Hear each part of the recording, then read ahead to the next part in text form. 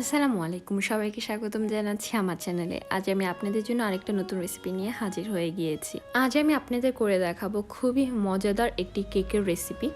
এই কেকটা ছানা দিয়ে করা হয়েছে আর কেকটা অনেকটাই ব্রাউনি টাইপের, ফাজি হয়, মুখে দিলে একদম মিশে যায়। আজ আমি এটার মধ্যে নারিকেল আর ছানা ইউজ করেছি। আপনাদের বাসায় যদি ছানা এক্সট্রা থেকে যায়, সেই ছানা দিয়ে যে কীভাবে এত মজাদার একটা কেকের রেসিপি করতে পারবেন আমি তা শেয়ার করব। সো বেশি না দেরি করে চলুন আমরা রেসিপিতে চলে যাই। প্রথমে একটা মিক্সিং বলে আমি নিয়ে নিচ্ছি ছানা। আপনারা চাইলে বাসা বানিয়েও নিতে পারেন। আমি আজ ইউজ করেছি রিকোটা চিজ 450 গ্রাম, আর তার সাথে দিয়ে দিচ্ছি এখানে আমি আইসিং সুগার, অথবা আপনারা নর্মাল চিনিও ইউজ করতে পারেন পরিমাণ মতো। আর তার সাথে আমি দিয়ে দিচ্ছি এখানে ড্রাই কোকোনাট। এখানে আমি ড্রাইটা ইউজ করেছি, ড্রাইটা দিলেই ভালো, বাট আপনারা চাইলে ফ্রেশটাও দিতে পারেন। এখন সব কিছু ভালোভাবে এইভাবে মিক্স করে নিতে হবে। সো ছানার মিশ্রণটা আগে করে নিতে হবে, পরে কেকেরটা করতে হবে। সো ছানাটা এখন করে আমি এক সাইডে রেখে দিব। এখন আরেকটা বলে আমি নিয়ে নিচ্ছি 2টা ডিম। আর এই কেকটা বানাতে খুবই সহজ আর খুবই অল্প উপকরণ লাগে, আপনারা তা দেখতেই পাচ্ছেন। তারপর আমি এখানে দিয়ে দিচ্ছি আবার হাফ কাপ চিনি। এখানে আমি হাফ কাপ ইউজ করেছি, আপনারা চাইলে বেশিও ইউজ করতে পারেন। তারপর এখানে আমি দিয়ে দিচ্ছি ভ্যানিলা এসেন্স, একটা সুন্দর ফ্লেভার আনার জন্য জাস্ট হাফ টিস্পুন।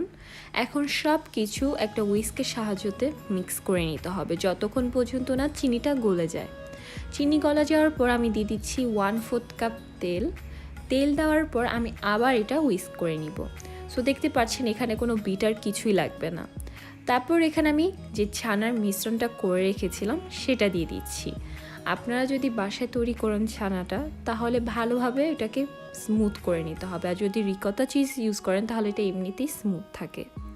এখন ছানাটা দেওয়ার পর ভালোভাবে ডিমের মিশ্রণের সাথে মিক্স করে নিতে হবে। মিক্স করার পর আমি অল্প অল্প করে দিয়ে দিচ্ছি 1 কাপ ময়দা। এর বেশি দেওয়া যাবে না, তাহলে বেশি হার্ড হয়ে যাবে। আর চেষ্টা করবেন আস্তে আস্তে দিতে, তাহলে সুন্দরভাবে মিক্স হয়ে যাবে। তারপর শেষমেশ আমি দিয়ে দিচ্ছি হাফ টিস্পুন বেকিং পাউডার। এই কেকটা ফুলে না, বাট বেকিং পাউডারটা দিলে আরও বেশি সফট থাকবে। সো এখন আমার কেকের ব্যাটারটা হয়ে গিয়েছে। এখন আমি মোল্ডে দিয়ে দিব। এখানে আমি একটা স্কোয়ার শেপের মোল্ড নিয়েছি, সেখানে সামান্য তেল গ্রিস করে দিয়েছি। তারপর আমি ব্যাটারটা দিয়ে দিব। আপনারা যে কোনো মোল্ড ইউজ করবেন, বাট খেয়াল রাখবেন যে এই কেকটা এত ফুলবে না, এটা সমানই থাকবে। সো স্কোয়ার শেপ করলে এটা দেখতেও ভালো লাগবে আর তাড়াতাড়িও হয়ে যাবে। এখন আমি একটা স্প্যাচুলার সাহায্যে সব দিকে এভাবে ছড়িয়ে দিচ্ছি, সমান করে দিচ্ছি। তারপর আমি উপরে একটু সৌন্দর্যের জন্য দিয়ে দিচ্ছি ড্রাই কোকোনাট। আপনারা এটা অ্যাভয়েডও করতে পারেন অথবা দিতেও পারেন। এটা এখন পরিমাণ মতো দিয়ে দিতে হবে। তারপর এখন আমি একটু বাড়ি দিয়ে দিচ্ছি যাতে এয়ার বাবলসগুলো বের হয়ে যায়। এখন আমি এটা বেক করব প্রিহিট ওভেনে প্রায় 20 থেকে 30 মিনিট পর্যন্ত 170 ডিগ্রি সেলসিয়াসে। এটা এখন বেক হয়ে গিয়েছে, এটা আমি এখন ঠান্ডা করে নিব। ঠান্ডা করার পর এখন এটা আমি কেটে নিচ্ছি। তো প্রথমে আমি ছুরি দিয়ে এভাবে সাইডগুলো কেটে নিচ্ছি, দেন আমি স্কোয়ার শেপ করে নিব। আপনারা চাইলে যে কোনো শেপে এটা কাটতে পারেন।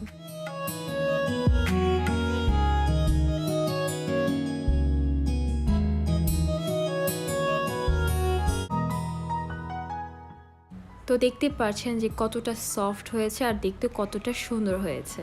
তো আপনারা এই কেকটাকে সন্দেশ কেকও বলতে পারবেন, কেন এখানে ছানা নারিকেল আছে, বা একটা চিজ কেকের ফ্লেভারও কিন্তু এখানে আসে। সো অবশ্যই বাসায় ট্রাই করবেন এই ঝটপট রেসিপিটা, আর আমাকে জানাবেন কেমন হয়েছে। আজকের জন্য এইটুকুই। ভালো থাকবেন, সুস্থ থাকবেন। আল্লাহ হাফেজ।